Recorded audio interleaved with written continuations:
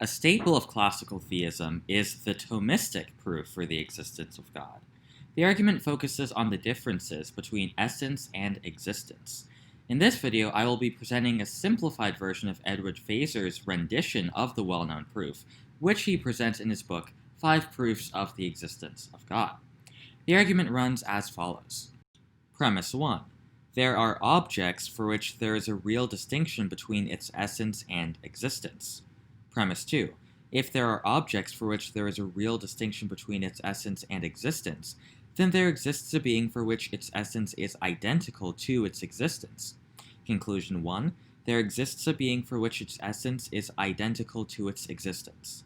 Premise 3. If there exists a being for which its essence is identical to its existence, then God exists. Conclusion 2. Therefore God exists. Premise 1 states that there are objects for which there is a real distinction between its essence and existence. Before we can give support for this premise, we have to define existence and essence. Essence refers to what a thing is, while existence refers to the fact that it is. In other words, the essence is the nature of a thing, and existence is the fact that said thing exists. Let's illustrate this point. It seems clear that the rational nature, or essence of humans, is distinct from the fact that such a rational nature exists. The protective nature of a house is distinct from the fact that such a protective nature exists. Right? So this proposed distinction is highlighted in premise 1. Now, why think that this is a real and substantive distinction rather than a difference only in name, like the difference between bachelors and unmarried men? First, consider the fact that you can know the essence of a thing without knowing the existential status of that thing. Feser gives an example of this in his book. Quote, suppose a person had, for whatever reason, never heard of lions, pterodactyls, or unicorns. Suppose you gave him a detailed description of the natures of each. You then tell them that of these 3 creatures, one exists, one used to exist but is now extinct, and the third has never existed. And you ask him to tell you which one is which. He would of course be unable to do so, but then the existence of the creatures that do exist must really be distinct from their essences.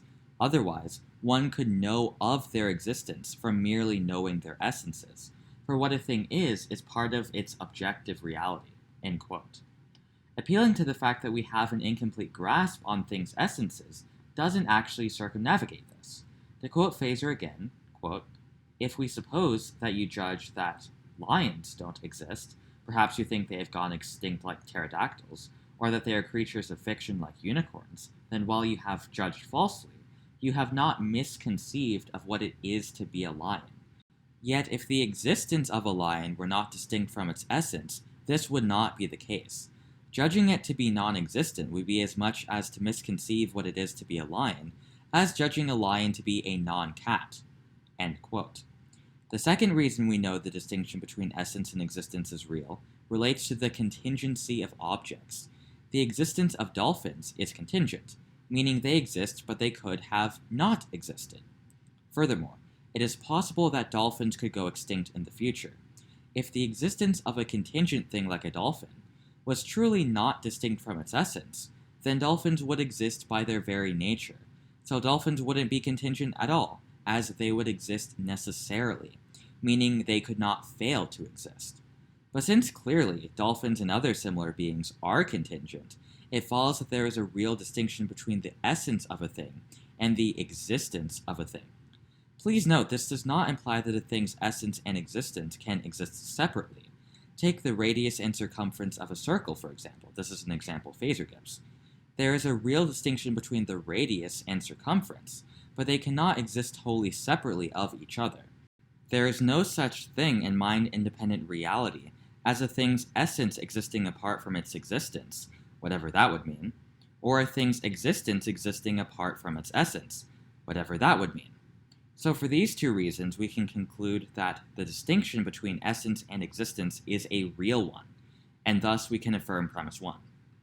Premise 2 states that if there are objects for which there is a real distinction between its essence and existence, then there exists a being for which its essence is identical to its existence. Why think this is true? Well, if there is a real distinction between an object's essence and existence, then one can ask how it is these two different aspects of things are combined into a whole. We can't answer by simply saying they cannot be separated, like radius and circumference, because these both follow from the essence or nature of a circle. Anything having the essence of a circle is going to have the property of having a radius and the property of having a circumference. But this does not apply to the essence-existence distinction of things in our experience, since you know that a circle will have a radius and circumference simply by knowing the essence of what a circle is. However, you cannot know that beings like dolphins exist simply by knowing their essence. Furthermore, we know that contingent things in our experience exist, but if the existence of things in our experience followed from their essence, then they would exist necessarily rather than contingently. It also can't be the case that the things of our experience impart existence to themselves, since they would have to exist in the first place in order to do such a thing. This is because a thing whose essence and existence are distinct cannot exist until existence is added or imparted to its essence. Notice that the imparting of existence cannot be a one-time thing. There must be a concurrent cause that imparts existence to essence. As Feser explains on page 125, quote, "For notice that everything said so far applies to a thing not only before it comes into being, but even after it comes into being. For example, consider a certain dog. Call him Fido. Fido's existence is distinct from Fido's essence, and Fido's existence doesn't follow from Fido's essence alone, and cannot be imparted by Fido to his essence. All of these things are true not only before Fido exists, and at the time he is conceived, but also after he comes into being, and indeed at every moment he is alive. Fido's existence here and now is distinct from his essence, and doesn't follow from his essence. So here and now there must be some cause which adds or imparts existence to that essence. If such a concurrent cause did not exist, then Fido would not exist in the here and now. Fido wouldn't be able to do anything nor be at all if not for this concurrent cause. So anything whose existence is distinct from its essence must have a cause of its existence at any moment that it exists. Let's label this cause, whatever it is, C. Suppose that C, like Fido, is something whose essence is distinct from its existence. Then what we said about Fido and about the other things in our experience applies no less to C. C, too, must have a cause here and now, which imparts existence to its essence. Let's call this further cause B. Suppose that B, like Fido and like C, is also something whose essence is distinct from its existence. Then B, here and now, will require a cause of its own, which we might label A." End quote. This forms a hierarchical causal series, like the one covered in my last video on the Neoplatonic proof. The latter members of the causal series depend for their existence at any one moment in time on the former members of the series. So either this causal series continues forever, or it terminates in a first member for which there is no real distinction between its essence and existence, as to avoid having a cause. But we have also seen in my last video that such a series cannot continue forever and thus must have a first member. I will restate my reasoning from my last video here. This is what Feser calls a hierarchical causal series. Feser offers the following analogy on pages 24 through 26 of his book to see why such a series must have a first member.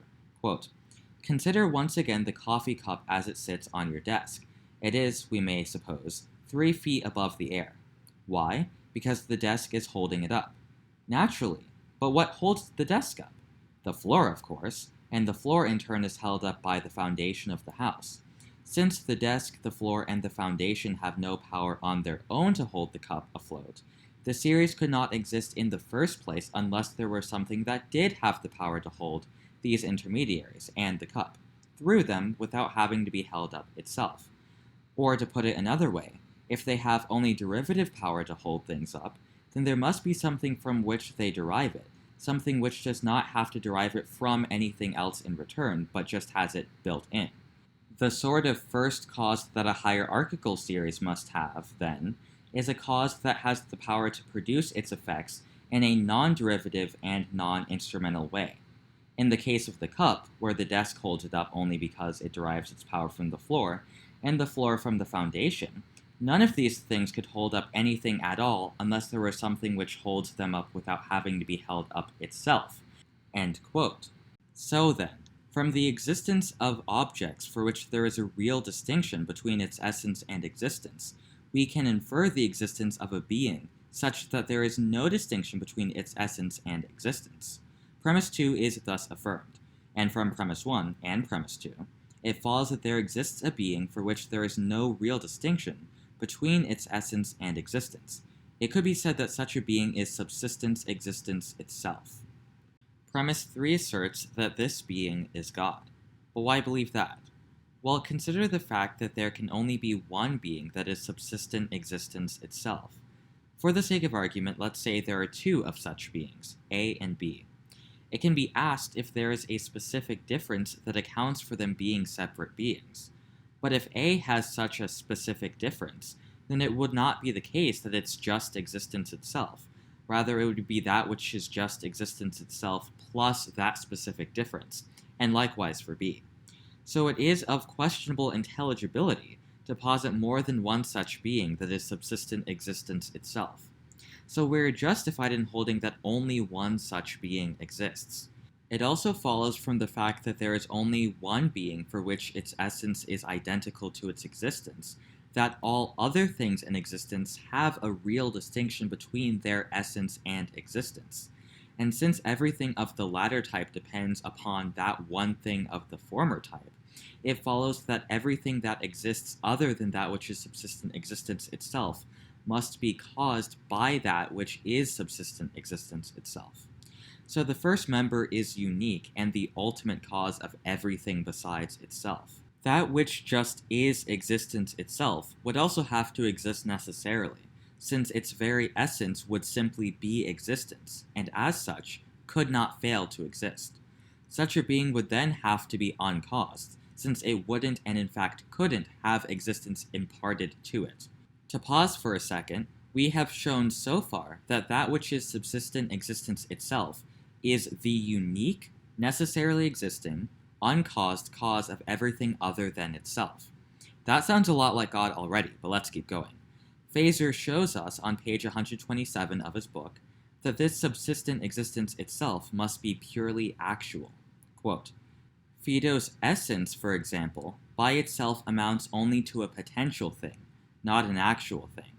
Only when Fido's essence has existence imparted to it is there an actual thing, namely Fido.